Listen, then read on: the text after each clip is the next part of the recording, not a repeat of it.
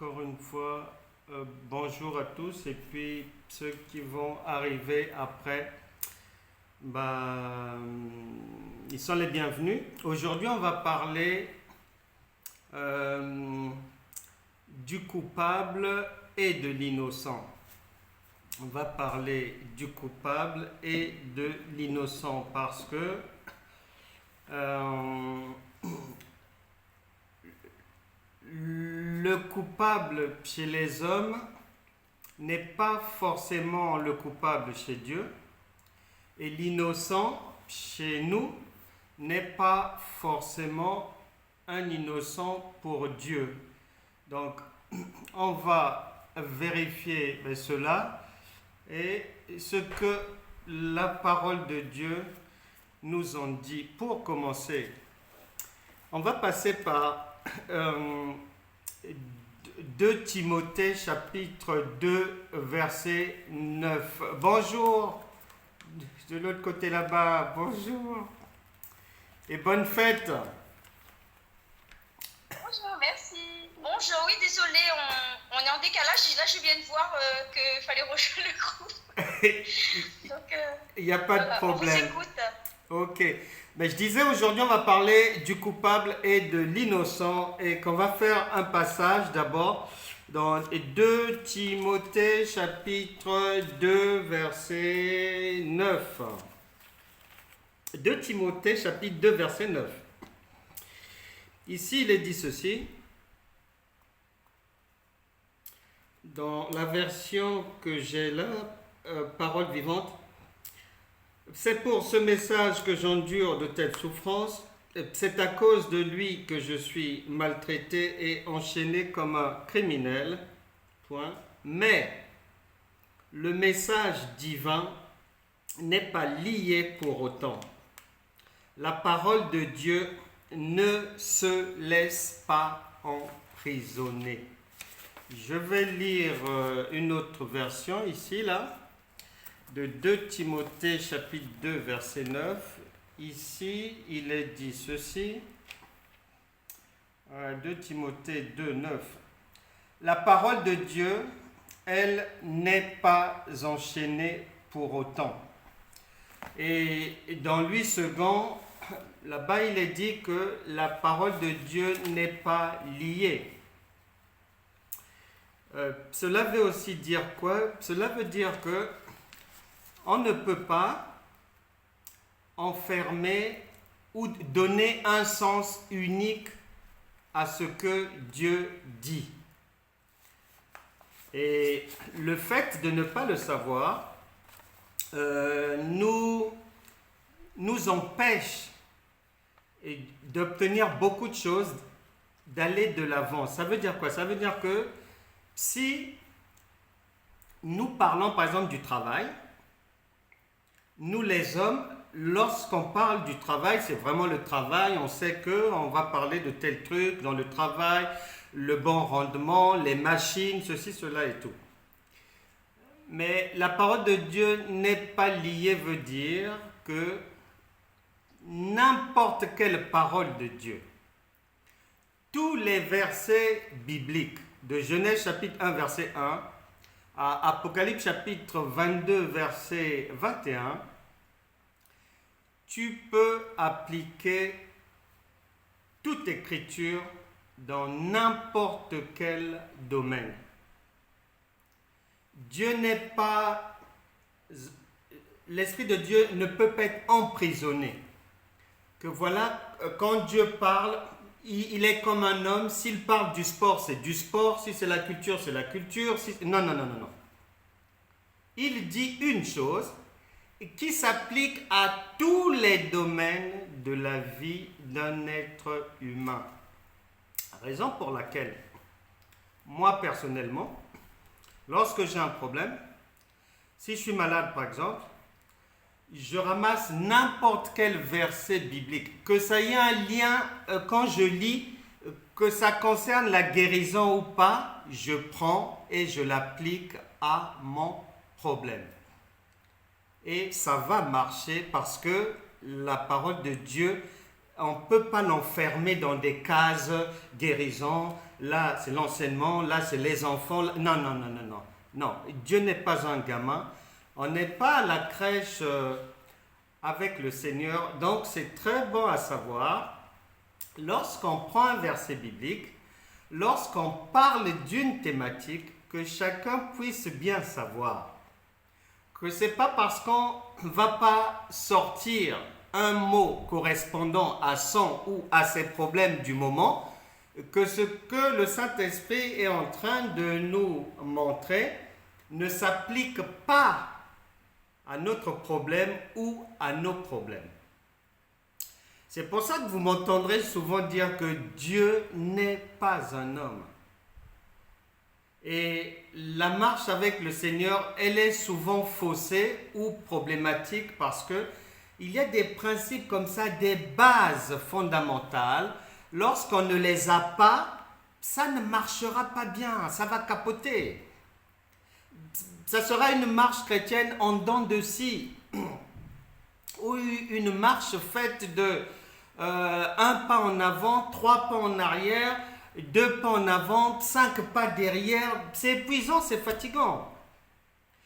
Tout simplement parce que dès le départ, il y a des petits principes divins que l'on ignore. Même si on prie, même si on jeûne sans connaître ces principes-là, mais on va se compliquer la vie. Donc, il faut bien retenir cela. Aujourd'hui, nous parlons du coupable et de l'innocent. Et chaque parole de Dieu que l'on va prendre s'applique à toutes sortes de problèmes. Micro, s'il vous plaît. Bonjour, Saint-Joseph. Micro, s'il vous plaît. Comment il était un micro? Ouais, c'est bon, c'est éteint, je crois. C'est bon, c'est bon, c'est bon. Ouais, c'est bon, c'est éteint. Ok, d'accord. Alors, et notre texte de base aujourd'hui, Nombre chapitre 14, verset 18. L'introduction étant faite, on rentre maintenant dans le vif du sujet. Nombre chapitre 14, verset 18. Ça dit ceci. L'Éternel est lent à la colère et riche en bonté. Virgule. Il pardonne l'iniquité et la rébellion. Mais il ne tient point le coupable pour innocent. Il ne tient point le coupable pour innocent. La Bible déclare que Dieu ne peut jamais appeler un innocent coupable et un coupable innocent. Il ne le fait jamais et il ne le fera jamais.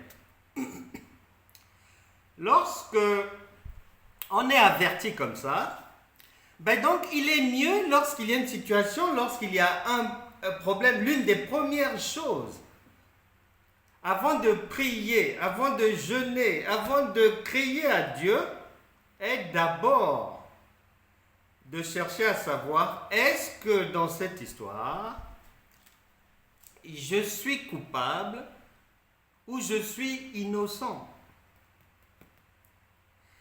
Parce que si tu es coupable, que tu jeûnes, que tu pries, que tu sautes au plafond, que tu fasses des veilles de prière, etc., Dieu ne t'appellera jamais innocent. Et si tu es innocent, peu importe ce que tu feras, pour essayer de convaincre Dieu que tu n'as rien fait dans cette affaire, tu risques de perdre ton temps parce que dès le départ, Dieu sait qui est qui dans cette histoire. Donc, première chose, devant des difficultés, c'est d'essayer de voir si nous avons une part de responsabilité dans cette histoire. Parce qu'il y a une habitude chez les chrétiens et qui est de beaucoup se plaindre. Et j'ai toujours constaté au fur et à mesure des années que lorsque quelqu'un vient exposer une difficulté, à 90%, la personne qui t'explique l'histoire se met une veste d'innocent. Et des fois pour les hommes, on peut appeler ça innocent, mais est-ce que ça veut dire que chez Dieu, on est aussi innocent? Il y a quelques années, une dame m'expliquait, mariée, à 4 enfants avec son mari. Tout commence toujours bien. Et elle m'expliquait, parce que je lui avais posé une question et elle m'expliquait que non, le mari ne vit pas sur le même toit qu'elle, sous le même toit qu'elle.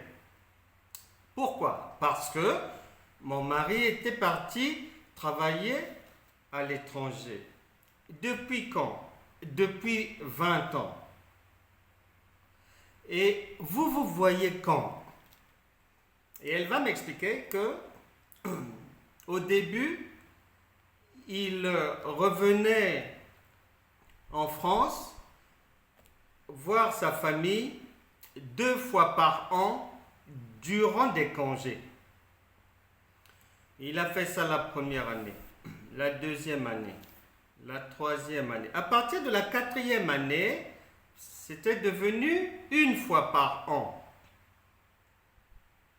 Et ça a continué comme ça jusqu'à la 20e année. Mais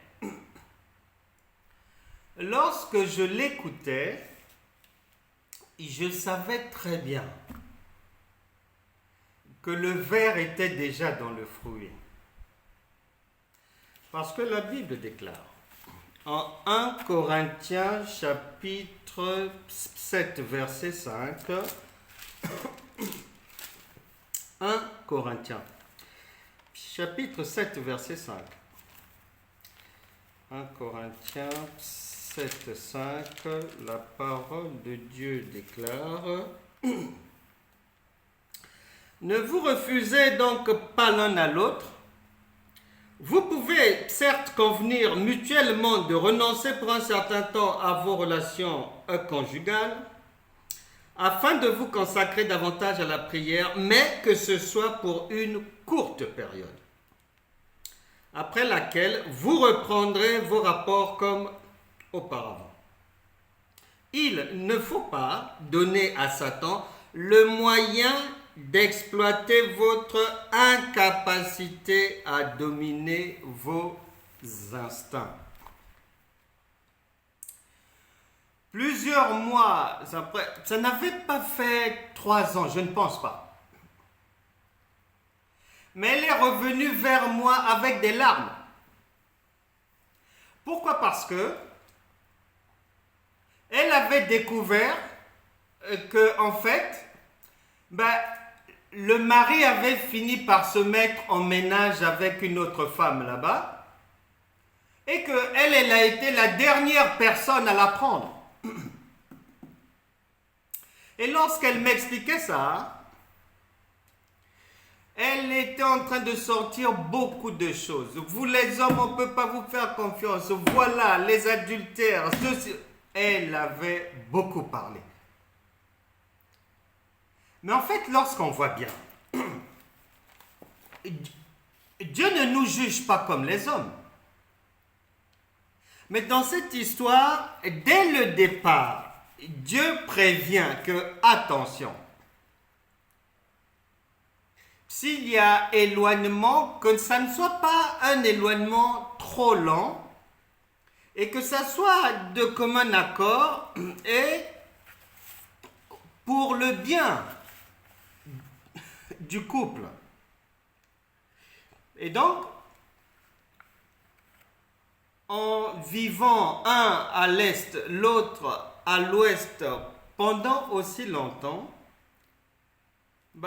Et puisque le Seigneur dit qu'il ne faut pas donner à Satan l'opportunité de s'engouffrer dans la brèche. Et malheureusement, c'est ce qui s'est passé. Mais dans cette histoire, elle voulait prier, jeûner, crier à Dieu pour que Dieu rétablisse son couple comme initialement. Mais c'est peine perdue. Parce que dès le départ, pourquoi est-ce qu'elle a accepté que leur foyer puisse vivre sur ce modèle-là? Éloignement de très très longue durée et pendant beaucoup d'années. Le mal était déjà prévu là-dedans. Et elle ne voyait que l'adultère du mari. Ça, ce sont les hommes. Mais Dieu ne voit pas ça comme ça. Puisque Dieu juge, il apprécie un problème à la source. Au départ, pourquoi avait-elle accepté cette situation? Et elle a pris goût à cette situation. Pourquoi? Parce que le mari gagnait gros et donc elle s'est reposée sur les biens matériels. Mais plus de 20 ans après, lorsqu'elle vient pleurer, c'est pour se rendre compte que les biens matériels lui ont joué un sale tour. Donc on va prier pour qu'on puisse avoir ce réflexe-là de bien analyser les choses lorsqu'on rencontre une difficulté, pour savoir si dans ce problème, nous avons, oui ou non, une part de responsabilité. Et si nous avons une part de responsabilité dedans, il vaut mieux le reconnaître et adopter une attitude qui convient, même dans la prière. Parce que elle-même, elle est co-responsable de la situation parce que l'ennemi s'est engouffré dans le couple il y a plus de 20 ans auparavant. Et lorsque ça se gâte, elle s'occupe uniquement des conclusions. Non, on doit aussi regarder au point de départ. C'est elle-même qui a dû permettre ceci, donner l'autorisation de cela. Tu peux faire, tu peux, et au fur et à mesure, mais l'ennemi a gagné du terrain et puis elle a perdu son foyer comme ça. Mais lorsqu'elle voulait prier, c'était pour que Dieu change le cœur du mari, que voilà, la miséricorde de Dieu la touche, la visite, que Dieu épite. Non, ça c'est du vent, ça passera pas. Puisque tu as une part de responsabilité pleine et entière dans cette histoire. Donc, on doit désormais savoir que pour ne pas perdre mon temps et pour ne pas paraître vraiment comme un super imbécile devant Dieu, que moi-même, que je fasse mon autocritique avant d'essayer d'aller plus loin. Nous allons prier pour que si quelqu'un n'a pas ce réflexe-là, de bien établir les choses avant d'aller plus loin pour résoudre un problème, que le Saint-Esprit lui donne cette capacité aujourd'hui. Et que si quelqu'un était en train de chercher à résoudre une difficulté, que la personne s'arrête d'abord et réfléchisse pour voir si sa responsabilité est engagée là-dedans. Un parent, une maman qui va peut-être quitter le foyer et qui va laisser les enfants avec le père, ou un père qui disparaît dans la nature, et que plusieurs années après que l'information arrive, par exemple, que l'enfant s'est mal comporté, que l'enfant est devenu un brigand, que l'enfant est dans la drogue, dans la perversion de l'homosexualité et tout. Mais ce jour-là, ce parent-là, devant Dieu, n'aura pas droit à la parole, ne pourra même pas faire un reproche à l'enfant, parce que lorsque l'enfant avait besoin de la présence maternelle, d'écouter les conseils de maman, d'écouter le père, le parent était absent. Et ça laisse du vide dans la construction de l'enfant. Et comme la nature a horreur du vide, plus tard, il faudra que ce vide-là cherche par tous les moyens à se combler, à être comblé, soit dans la drogue, soit dans ceci, soit dans l'alcool, soit dans ceci, cela. Donc, on doit faire attention lorsqu'on veut analyser une situation, résoudre un problème et présenter à Dieu une difficulté. On doit d'abord bien faire l'état de lieu pour savoir quelle est ma part de responsabilité là-dedans. Est-ce que j'ai une responsabilité là-dedans? Est-ce que je suis clean dans cette histoire? Est-ce que je peux parler ou je ne peux pas parler? Est-ce que je dois me taire? Est-ce que je dois faire profil bas ou l'ouvrir ou quoi? Parce que on peut demeurer dans le problème, on peut aggraver le problème si on a une mauvaise appréciation des choses et qu'on n'aborde pas les problèmes à la manière de Dieu. On va donc prier pour que le Saint-Esprit nous aide tous à savoir, mais reconnaître d'abord notre part de responsabilité lorsqu'on veut résoudre des difficultés. Seigneur, nous te disons merci parce que tu n'abandonnes jamais tes enfants, tu es toujours là pour nous faire du bien, pour nous éclairer. Seigneur, tu ne veux pas que l'on puisse demeurer dans des erreurs d'appréciation, que l'on puisse, Seigneur, perdre du temps en pensant que l'on est innocent, alors que devant toi l'on est coupable, ou bien en pensant que l'on est coupable et qu'on se culpabilise, alors que pour toi nous sommes innocents. Saint-Esprit, aide toute personne ici à sortir des chaînes de la confusion. Que ton amour, Seigneur, redresse toute erreur dans l'appréciation d'un problème, d'une difficulté. Saint-Esprit, redresse les erreurs, restitue, Seigneur, ce qu'il y a à restituer dans les vies de tout un chacun, au nom de Jésus. Amen. Lorsqu'on dépasse le cap de la responsabilité ou pas devant un problème, après il y a l'attitude à avoir.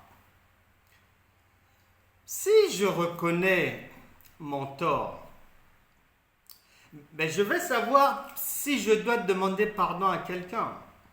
Et je dois le faire. Et si je dois parler, je vais le savoir.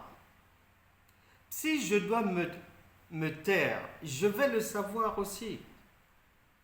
Et bien souvent, nous évoluons dans une attitude comme cette dame accusatrice. Et ce n'est pas bien devant le Seigneur. On se présente avec des vêtements faussement blanchis, alors que Dieu nous voit avec des vêtements sales. C'est pas bon. Au lieu d'accuser, on ne doit pas forcément aller dans cette direction-là à partir du moment où on a une part de responsabilité. Que le Seigneur nous aide vraiment à avoir la bonne attitude devant une difficulté. Parce que Dieu est un Dieu d'ordre. Il y a des problèmes légers que l'on peut résoudre rapidement comme ça là. Mais par exemple, si j'ai une grippe, une angine, je tousse, ce sont des choses qu'on va mais résoudre mais de manière et d'autre. Je peux aller chez le médecin, je peux prendre du Doliprane, je peux me faire une mixture de, je sais pas, du gingembre, du citron, je sais pas quoi, je prends, après je me sens mieux. Mais si c'est le diabète, le cancer, le sida, sclérose en plaques, hépatite et consorts, je ne peux pas faire ça. Et si je tente de faire ça, je vais perdre mon temps. Donc, je suis obligé de suivre une certaine démarche, un processus ordonné. Je vais voir le médecin qui m'envoie chez le spécialiste. Celui-ci m'envoie à la radio pour faire l'IRM, pour faire le scanner. Le scanner me renvoie chez le spécialiste qui va analyser les résultats. Le spécialiste m'envoie chez le chirurgien. Lorsqu'il a décidé qu'il faut une opération, le chirurgien maintenant va tout lire et planifier les choses, voir l'anesthésie. C'est bien ordonné là. Donc, on doit aussi avoir la bonne attitude et savoir quoi faire d'une manière ordonnée pour résoudre un problème. Il y a des problèmes légers, mais lorsque le problème est profond, je ne peux pas le traiter à la légère, non. Je dois m'asseoir, même avant de prier, je dois d'abord réfléchir. Mais sinon, je vais perdre mon temps. Et la Bible déclare en Proverbe chapitre 6, la Bible déclare en Proverbe chapitre 6, Proverbe chapitre 6, verset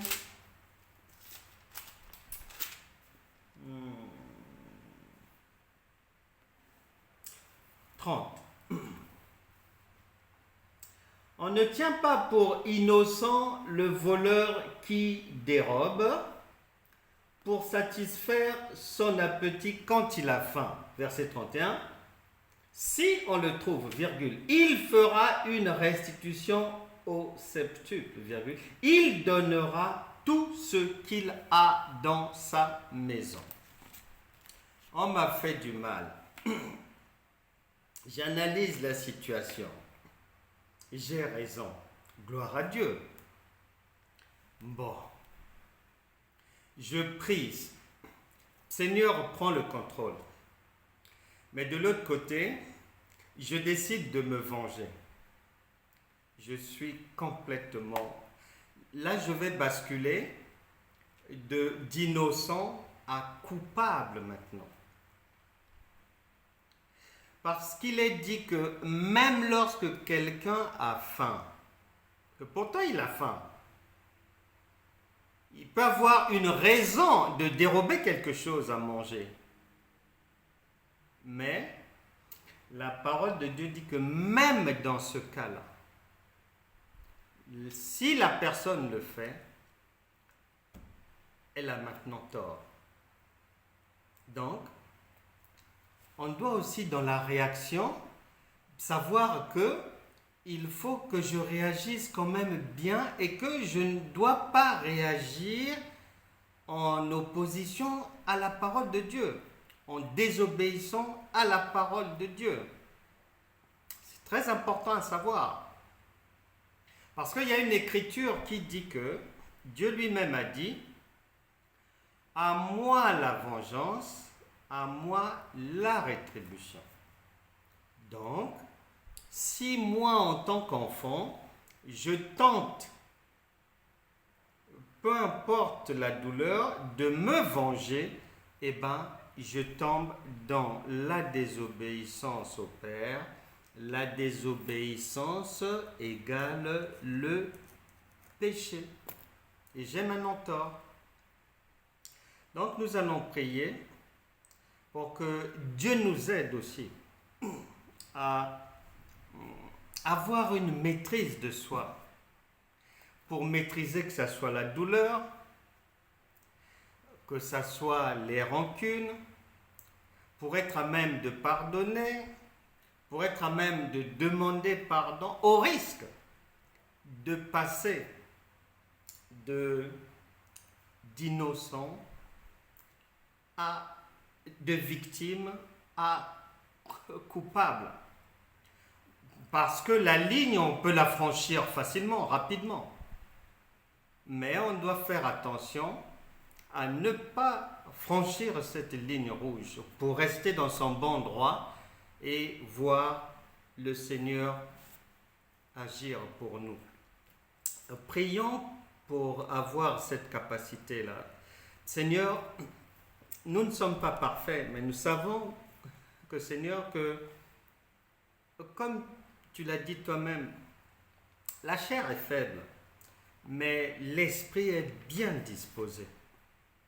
Saint-Esprit, aide tout un chacun à pouvoir pardonner, à pouvoir se taire, à ne plus accuser, à ne plus vouloir se venger, à ne plus diffamer, à ne plus ragoter, à ne plus haïr, Seigneur.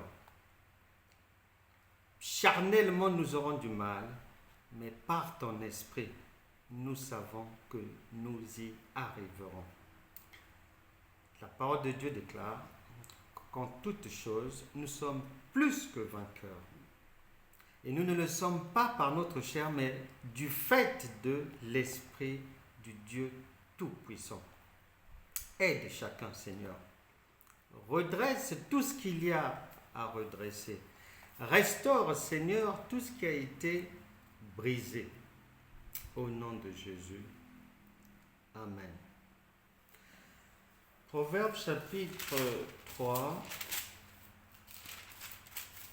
Proverbe chapitre 3, verset 11 dit ceci. « Mon fils, ne méprise pas la correction de l'Éternel et ne t'effraie point de ses châtiments. » Verset 12.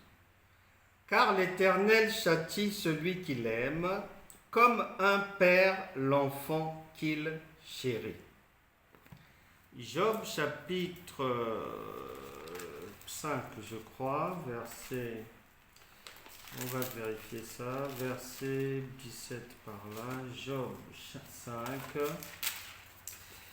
verset 17, ça dit quoi là? Heureux l'homme que Dieu châtie, ne méprise pas la correction du Tout-Puissant. Il fait la plaie et il la bande. Il blesse et sa main guérit. Pour dire quoi?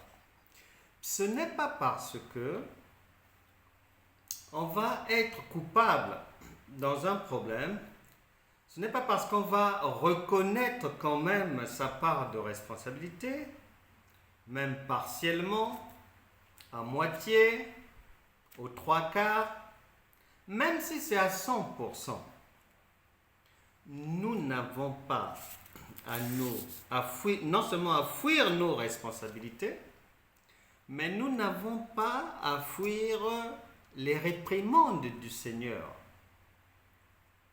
On se présente comme tel dans notre vérité, et même si le Seigneur nous réprimande, nous châtie ou nous punit, cela ne veut pas dire qu'il ne nous aime plus, cela ne veut pas dire que c'en est fini pour nous, cela ne veut pas dire que ce qu'il nous a déjà donné, qu'il va reprendre ça. Non.